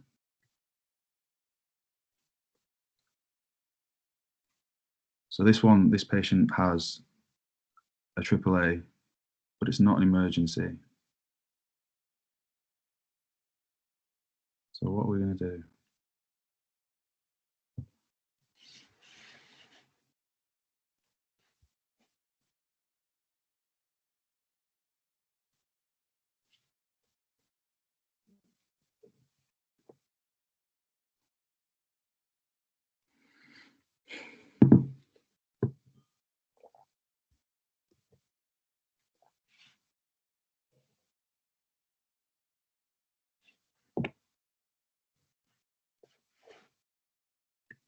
Okay, we've got a big split here. Most people who didn't go for D went for B, which I'm quite happy with. We've got another slide a little bit later on that talks about how you interpret the AAA screening results. But what you get in this patient is that from 2020 to what's supposed to say 2021, there's another typo, they've got an expansion of 1 centimetre in 1 year, which is one of the 3 indications for surgical repair. It's not appropriate for this patient to go back to screening because you think with this rate of expansion, rupture is fairly imminent. But because it's only urgent, not emergency, they can have endovascular repair, which is less invasive, and you put a catheter into the artery and you kind of put a mesh in through that. So let's just talk briefly again about the presentation of this. Classically, it's a 65-year-old man with cardiovascular history of smoking, hypertension, what have you. They may be asymptomatic, which is why there's a screening program. If they do have symptoms, it's a constant, what might be gnawing pain in the abdomen, which may or may not radiate to the back. And we've already talked about a palpable pulsatile expansile mass. So I mentioned briefly there's a national screening program, and you guys should know about this. It is a one-off abdominal ultrasound for all men over 65. So they don't have to have it at 65, but they will only be offered it once, and then maybe again depending on the results. So if we look at the little table here, if it's small, like normal size of the aorta is 2 centimeters. So if it's less than 3 centimeters, that's fine, they're discharged. You want to know that if it's 3 to 4.4, they have annual abdominal ultrasound. If it's 4.5 to 5.4, it's 3 monthly. So it's more regular monitoring because this person's kind of approaching 5.5, which is the magic number that everyone remembers and which is an indication for surgery. And yeah, just included this kind of flow diagram to bring your attention to the fact that you can investigate patients for screening purposes or diagnostic purposes or surgical planning purposes. So at this stage, in the asymptomatic, we're screening, and then you can diagnose with ultrasound in most people. There's some bullet points there. You know, if it's around the renals, you want to go for CT, but that's fine print and not so important. So you've diagnosed one with a AAA. What do you want to do? Here are the indications for repair. Everyone knows 5.5 centimeters or above. We've seen in that SBA the expansion of 1 centimeter a year or more is another indication, even if it's a smaller aneurysm.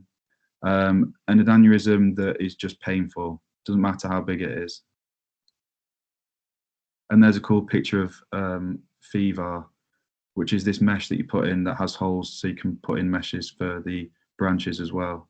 It's like a really clever stenting, meshing kind of sci-fi procedure. And then a recap on AAAs. They can be ruptured or unruptured. I've put ruptured first because it's the more important topic because it's an emergency. They can have gnawing abdominal pain, which goes to the back, associated with hemodynamic compromise. In such a situation where it's an emergency and they have rupture, you want to manage it with open repair.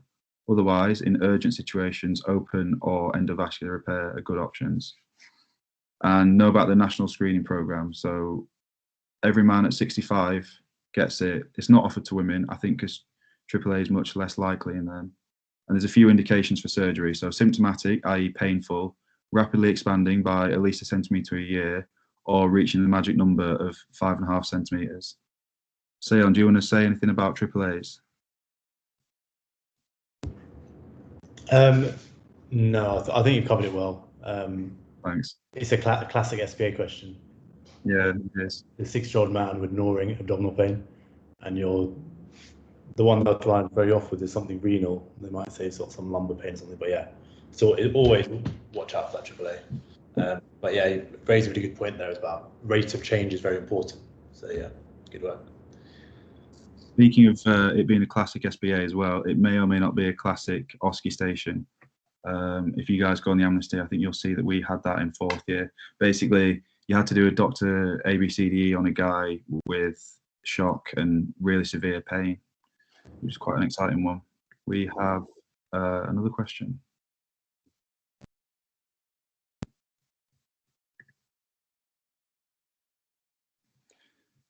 I can see the question, is the level of difficulty of the SBA similar to our exams?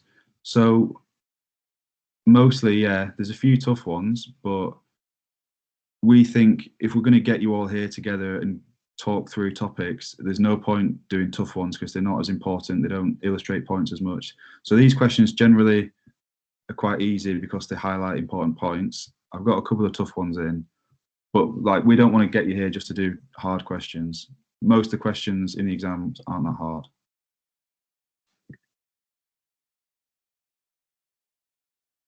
Is it similar to PassMed questions? Yeah, exactly. So like 80% of the exam feels like PassMed kind of difficulty, which is not a lie. You don't expect that to be true until you do a paper and you're just like, wow, that was not as tough as I thought it'd be. But sorry, I'll stop talking while you're doing this.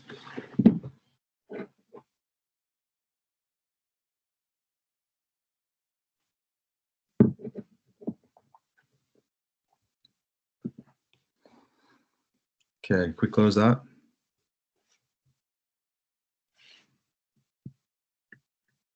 Nice. So basically, your initial investigation for suspected DVT is either D-dimer or ultrasound. You should all, in fact, go on MedCalc or MD-Calc and have a look at what the Wells score calculator assesses. But you look at their risk profile according to things like whether they have recent surgery or immobilization, whether they have cancer, how big the difference is in the size of the legs, and you come up with a score. And it either gives you a score of 0 or 1, which is low risk, or 2 or above, which is high risk. So we can see in the question that this person has unilateral swelling, they have recently been immobilized in hospital, they have a swollen leg, which is a lot bigger than the other one, and their Wells score says they're high risk. So basically, you use D-dimer to rule cases out because it's sensitive but not specific, whereas if you want to confirm what is high suspicion of DVT, you go for ultrasound. So yeah, DVT prophylaxis or VTE prophylaxis, I think as of a few years ago, is a huge topic now in 4th year. I think they get you to fill out 1 or 2 performers, just because basically most inpatients need prophylaxis in one form or another.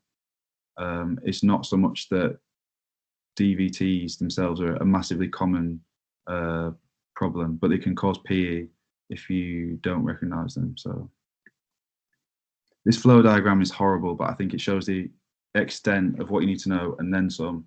Basically, as I said, low risk, you do D-dimer, and if it's negative, you can rule it out, definitely. If it's high risk, you do ultrasound. I don't really want to talk about the rest of the flow diagram because it's a bit confusing. But yeah, the best way to treat DVT is to stop it happening in the first place. So people who are staying in hospital, they get compression stockings called TED stockings, and they'll get put on low dose anticoagulants. I think nowadays people are tending more towards DOACs. There are a few instances in which low molecular weight heparin's better, and I think you'll still have some old-fashioned GCL questions where they talk about heparin and warfarin, what have you. But as long as you give some form of oral anticoagulation, that's pretty good. The third bullet point there is, sorry, I shouldn't have clicked, is a really good learning point. I think we had that in our SBA as well from anesthetics. Because of the risk of VTE, you stop the combined pill 4 weeks before surgery. So anyway, that's primary prevention. If someone does get a DVT, as I said, you treat with DOAC or the old school anticoagulants, and it's either for 3 or 6 months. So if it's what's called a provoked DVT, i.e. there's a clear precipitant, like the patient had orthopedic surgery a few days beforehand, then you think the risk of it reoccurring is low because they're not going to be exposed to that precipitant again. So you can give them 3 months. And then after 3 months, you can review and decide whether you want to give 3 further months. If someone just has a DVT like in the community and you have no idea why, i.e. it's unprovoked, you err on the side of caution and go for 6 months. And there's a little note there, usual target INR is 2 to 3 or 2.5. If they have something like antiphospholipid syndrome or recurrent DVT, then you make the target a bit higher just to be on the safe side. Here's another question.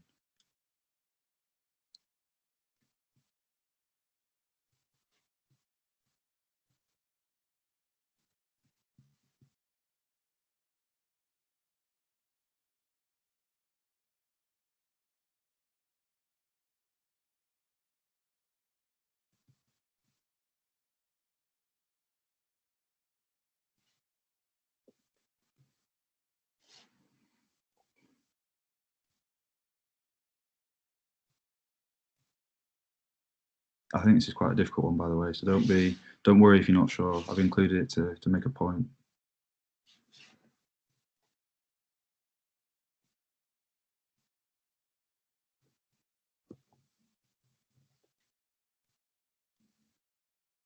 Okay, let's shut the poll. I'm expecting a bit of a spread. Yeah, so there is. Most people, or half of people, have got this right. So this person has peripheral arterial disease. The cramping pain in both calves you call claudication. It's angina of the legs. It's basically pain that comes on when the patient walks a defined distance and then goes away with rest. But yeah, the crux of this question is, how do you investigate peripheral arterial disease? And this person's already had ECG and ABPI, which are the important bedside investigations that you want to do. Once you've done your bedside tests, you want to go to bloods. And I've put this in because basically, if someone has arterial disease, you need to establish whether it's idiopathic or due to lifestyle, or whether it's due to other conditions.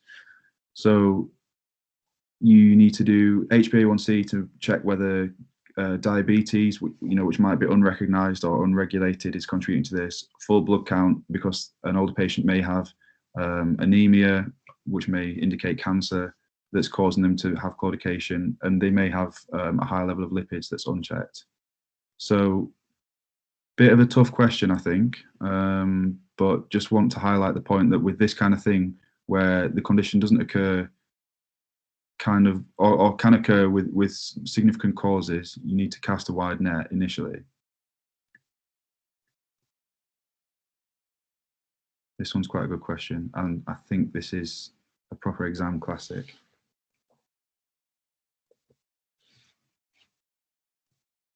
If you haven't done VASC yet, which might be a few of you, you might not know what ABPI is. If you don't, put it in the Q&A and we can have a little talk through it.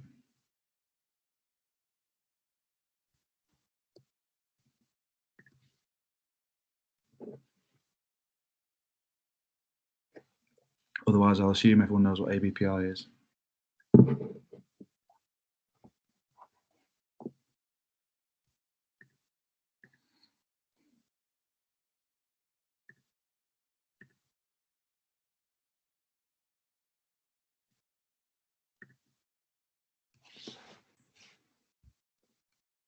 Right, okay, we've got a spread, but a lot of people getting this.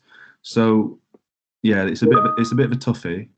Basically, you need to do ABPI to determine what the value is. It's an index of the pressure in the legs versus the pressure in the arms. It's really useful in all types of patients except one, and that's people who've had diabetes for a long time. So their true ABPI, it might be low, like 0.5, 0.6, which you'd expect because this person has symptoms of peripheral arterial disease. So they've got claudication, they have weak pulses distally, but they've got a weirdly raised ABPI. It's not normal, because normal would be 1. It's kind of, I don't want to say, it's just high, and that's because the sphygmomanometer, the cuff, isn't able to compress the vessels because they're calcified due to long-term diabetes. So wanted to make the point with this question that if someone has what looks like peripheral arterial disease and diabetes, don't get thrown off by an ABPI that isn't really low. So yeah, you would need to do further investigation, further imaging to confirm this. So here's a brief info slide. We'll go through it. I think we've talked about most of this. It's the angina, or it causes the angina of the legs. So cramping at a given distance, relieved by rest. You can also have the 6 Ps of arterial disease, or a number of the 6 Ps, which we've got on the next slide. Normal ABPI is around 1, and you can learn those values there. I don't remember them, so I'm not going to talk through them. ABPI is adequate for a diagnosis in most people. It's a clinical diagnosis, but in those diabetics who don't want to play ball, you can do duplex ultrasound or angiography to get a more definitive measurement of I think you get the diameter of the lumen and you look at blood flow and what have you. And then if we look at the management box on the right, conservative measures Whether they're effective depends on the patient, but they're always the right answer. You can always improve your lifestyle in one way or another. What I've got highlighted there, naphtidrofuryl oxalate. You will never hear of it in another context. I don't think you need to know how it works. You just need to know that it's a vasodilator in one way or another, and it's useful for peripheral arterial disease. Because it's a bit of a rogue drug. I don't think they'd ask about it in 4th year, but we had a question in final year. And it gives symptomatic relief in this condition. But basically, if you want to solve the problem rather than just manage it, you need to go for surgery. You've got a few options. Preferably, you go for angioplasty, where you go inside the artery and open it up with a stent or a balloon, what have you. If it's really bad and the limb's dead because of arterial disease, you can just chop it off. So that was what we were talking about. That was chronic limb ischemia, which you can have for, I guess, decades. You can also have acute limb ischemia. So you go from the time frame of years to 6 hours. 6 hours is the lifespan of a limb which is receiving no blood supply. Basically, the 6 Ps, they're quite easy to learn because it's a fun way to remember them. You need to look out for them in an SBA. So pale, which we can see that right foot is. Pulseless is a really important and obvious one. Painful, pain and paresthesia. So you can have a foot that is agonizing, or you can have pins and needles, loss of sensation, inability to move the leg, and a leg that's just cold. And what you do with this is make sure the patient's stable and get senior emergency management ASAP. So call a vascular surgeon, because this is what Isaac would call brown pants time. So we're going to move on to a different condition here.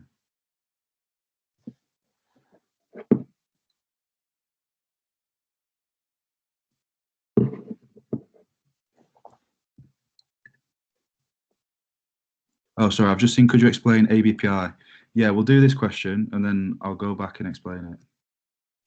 But it's one of the main things that you get taught about on your VASC week in quite a hands-on session. So if you don't know now, you will 100% know by the time exams come around. But yeah, let's just do this question and then we'll go back to it.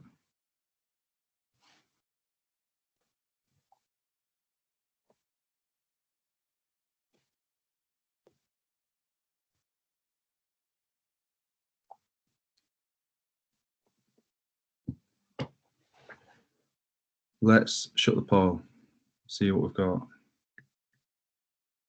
Interesting. Advise, so this person has varicose veins. Advise lifestyle changes and weight loss. That's good. And it's a bit of a tough one here. Some of you are going to say like weight loss is enough. Some might say you want to give compression stockings. But you want to kind of help this person with active management. And so the best thing to do that is to give compression stockings. It helps reduce venous stasis and helps to gain control of the veins. But before you can give compression stockings, which will to a degree compress the arteries, you need to check that the arterial supply is adequate by doing ABPI. Basically, you need to exclude peripheral arterial disease. For all of you who put lifestyle measures, yeah, you will do that, but alone, they're not enough. And so for Oscar, who asked what ABPI is, ankle brachial pressure index, you measure blood pressure in the arm and blood pressure in the ankle, and you compare them as a ratio. So 1 is the same in both. ABPI of 0.5 is the pressure in the leg is half that in the arm, and it means the circulation to the leg is quite severely compromised. And as I said, you get a session on your VASC week where you get to do that on each other. It's quite fun. But back to this question, this lady has varicose veins, the first line treatment for which is compression stockings. And here's a more kind of complete vignette which I think just summarizes the condition quite well. So you have basically knackered veins, the valves don't really work anymore, blood starts to pool in the legs, so they feel heavy and fatigued. It's more notable at the end of the day where blood's had time to collect, where you've been standing up. They both become swollen and edematous, worse in pregnancy. There can be a strong family history, so a woman might say that she's got it, her mum had it, and they typically occur over the medial calf. And they can be associated with other signs of venous disease, like venous eczema, venous ulcers, lipodermatosclerosis, which is like tightening and darkening of the skin. But yeah, if they're non-symptomatic, i.e. non-itchy, non-painful, you can go for conservative measures and compression stockings. If they are causing pain or discomfort, you can refer to Vascular for removal of them. So they can get cut out, they can have foam injected inside that makes them kind of die and close up. You can like shoot them away with lasers. It's all quite cool.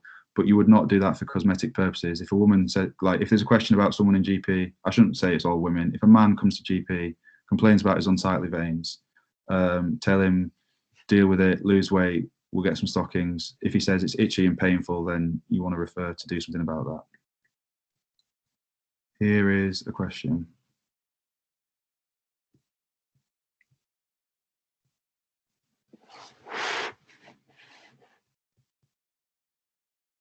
Leona putting love you word in the chat. Thanks a lot. I love you too.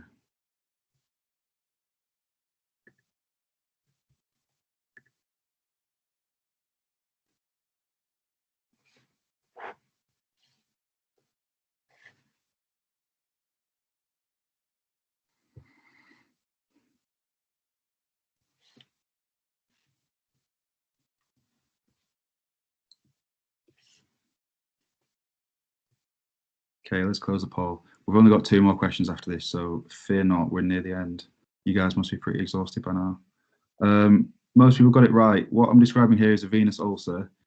I maybe made it a bit easy by putting this right after the varicose veins section, but leg ulcers are a big topic in vascular, and you guys need to be able to recognize features of neuropathic, arterial, and venous. So what we've got here is one that's in the medial malleolus, or above the medial malleolus, in what we call the medial gaiter region. It's poorly circumscribed versus an arterial ulcer that would be described as punched out, which has a clear border, and there's exudate or kind of yellow pus that you can see at the base, and surrounding edema, and that's because the venous system's unable to return fluids back to the center because the valves don't really work anymore. So yeah, neuropathic ulcer, unintentional repeated self-injury due to reduced sensation.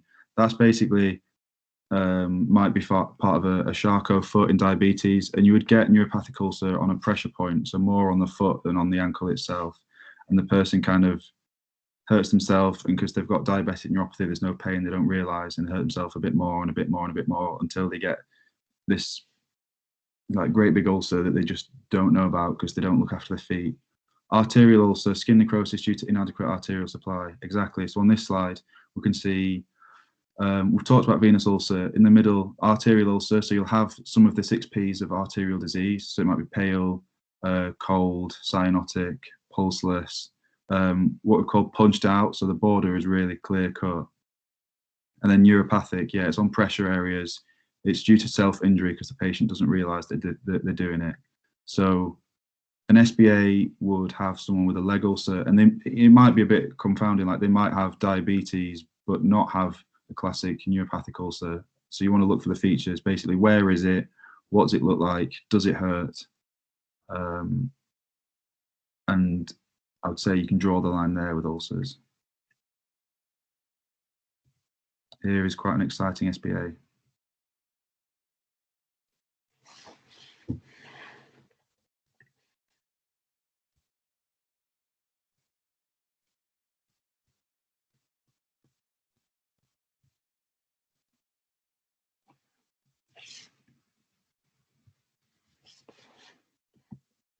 Let's close it there because we've reached 7:30, so we should be just about done. We've got a few more slides after this. We're nearly there.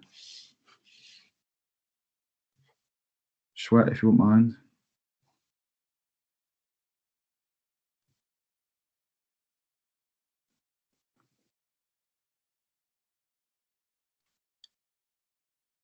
There we go. Cool, bit of a spread, but yeah, you want to recognize gangrene. So this guy has a diabetic foot. It's got signs of arterial disease, so pain, pallor, pulselessness. But what you really want to draw your attention to is the toe. The second toe is dusky and discolored with some exudate. That sounds a bit less like arterial disease and a bit more like gangrene. What you will ultimately do is refer to vascular surgery, who will cut off either that ray or the foot, what have you. But the question asks for the next step in management. So you want to take cultures. You need to see kind of what's growing there to guide the antibiotic regimen that you want to go for. I don't remember if anyone put benzyl penicillin and clindamycin. That's the right antibiotics, but you need to take cultures first. Here's another exciting SPA, and this is the last one of the session, unfortunately. We've got 2 more slides, and then I will bid you all farewell. What's a ray? Look it up. It's kind of, it's the toe and the metatarsal. It's like a thin section of the foot. Why would you use cultures over swabs? You wouldn't. If I put swabs in, that would be a good option as well. If I were to make the question better, I'd probably swap cultures for swabs, but it doesn't really matter. Let's see what you guys make of this question.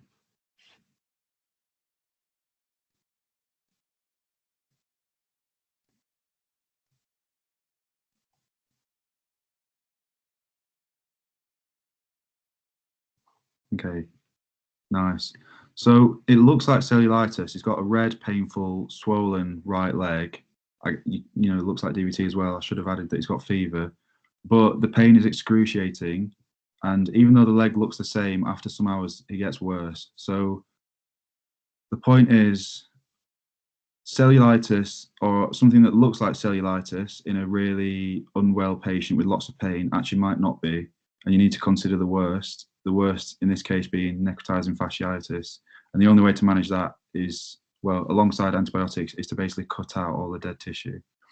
So here are some pictures of the 2 infections that we've just been talking about. On the left, you can see what was that kind of exudative, dusky toe that we saw.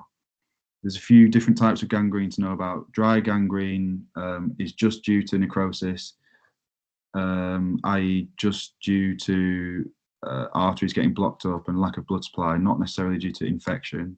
Wet gangrene is infectious, and gas gangrene is, which I've included because it's niche, but it's a type of wet gangrene caused by certain bacteria, which we may or may not have had a question on previously, where the bacteria make spores and create gas that form these horrible bubbles in the leg. On the right, you have on the surface what looks like cellulitis, but what underneath is an infection that spreads way higher up. And these 2, they're kind of the same thing. They're the same, like infections of the soft tissue in the leg. The management is roughly the same. So IV antibiotics, address the pain and chop away and kind of keep chopping away. Take them to theatre, go back to the ward, find the infection spread, chop a bit more off until eventually, you know, they have no leg, for example, in the worst case scenario. And that is that. If we have any questions, I'll put them to say on now. Otherwise, thanks for coming. I will give you a link to the feedback. If you wouldn't mind doing it, I know we've had you here for like 2 hours and you're probably pretty exhausted after a day of uni as well. It would be really helpful for us. So I will put it in the Teams chat and I'll put it in the VVox chat. Please do it if you can be bothered. Otherwise, cheers for coming. Say on, I'll see if we've got some questions for you.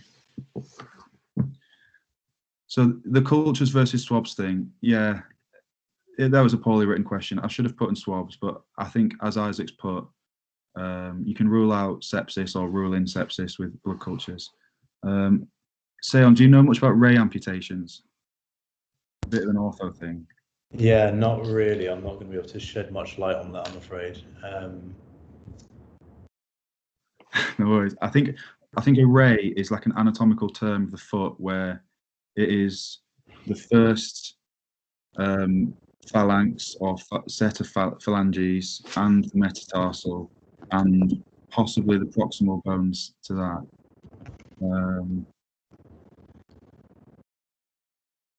Do we have to memorise the Wells score criteria? No. What would you say, Seon? Do you teach them to people? I wouldn't. No, I don't. You don't need to remember Wells off the top of your head, but it's a good scoring tool to look through because it goes through the risk factors quite well. And I guess from a slightly clinical point as well. If you've got a high suspicion of index of a DVT, what happens now is actually you'll start them on a DOAC or low molecular weight heparin as per your protocol, and you'll bring them back in for an urgent scan to confirm that or not. But yeah, I don't think you need to remember wells off the top of your head, no. I agree with you. Like, remember the different categories, but not the scores that are assigned to them. Like, there would never be an SBA or, God forbid, an OSCE station where you had to just off the top of your head work out someone's well score. Oh, here's a really good question. How do the lower limbs and organs get perfused during surgery when there's clamping? So that goes to our rupture AAA.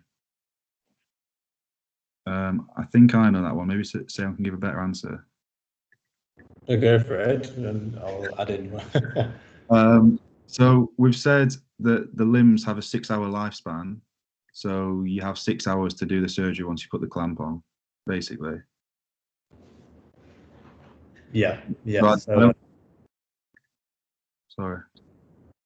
No, go on. I was going to say, how do they get oxygen? They don't, basically, but it's for so short a period it doesn't kill them, basically. Yeah, so for the lower limbs, that's exactly what happens. They it's essentially considered a tourniquet time. But if they're doing a higher aortic repair, then actually they might essentially need to cannulate and make sure there's something similar to bypass. But in terms of lower limbs, yeah, it's exactly as you said, Ed. It's a tourniquet time, and it's done within a time period that they'd expect actually lower limbs to be fine. So I guess what you're alluding to is if the repair or the clamp is proximal to the renal arteries, for example, which have huge metabolic demands, then heavens knows what you do. You guys won't get asked about that. It's a bit deep.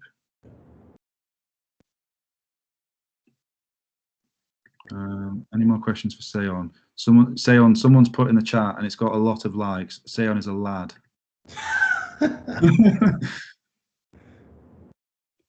That's got, yeah, the likes are growing. I think it's a bit of a meme.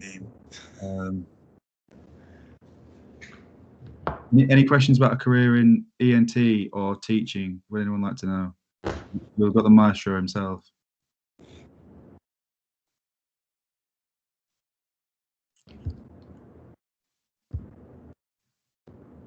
We've actually not got any questions coming through. I think everyone's had their fill and potentially buggered off. Oh, interesting. Put this to you, Seon. How much stuff like publications, etc., do we need to be doing now? I mean, lots of people ask me about these things. Try not to get caught up in it and ruin your spare time. I think it's good to have some focus, and if you can, you audio BSc